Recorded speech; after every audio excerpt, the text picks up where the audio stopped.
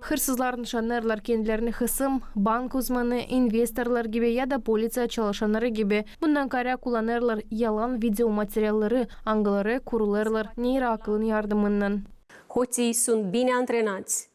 Hırsızlar iyi hazırlı onlar pek inandırma becerirler. Temsil ederler kendilerini nice hısım, banka uzmanı, investorlar ya da politsiya. Kullanarak neyre akıllı yalan videoları yaparlar anılmış insanlarla. Kullanırlar kerbinin de yüzümü. Akılda tutunu sani haydutlar sorarlar parolleri hem teklif ederler hızlı kazanmayı internette.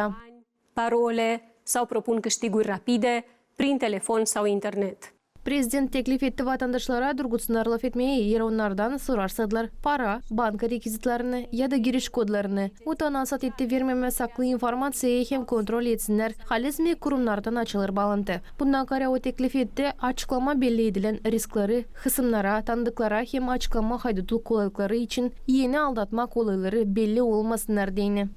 Dacă cineva vă cere bani, coduri, Bir kimse sizden sorarsa para, kod ya da tez göndermek laf etmeyiniz. Banka uzmanları ya da ofisal kişiler sormarlar böyle işleri. Ailenize, primara, başka inandırılı insanlara danışınız. Nasat sorunuz ko yardım etsinler size belli etme angı numaradan size telefon açtılar. Ya da nesoy web sayfadan teklif edildi şüpheli kazanç. rugați-i să verifice numărul de telefon de la care ați fost sunați sau pagina de internet care promite câștig de bani. Maya Sanduta kendi video danışmasında vurguladan hak korucu organlar araştırırlar böyle olayları da yaparlar. Hepsininki cezalama haydutları. Ama hırsızlar tez geçerler bir platformadan başkaya. Çoğu da sınırı aşırıdan işlerler. Ne zorladır araştırmakları. Bununla beraber prezidentin laflarına göre her bir vatandaş varınca ilin adımları yapsın da korusun kendisini.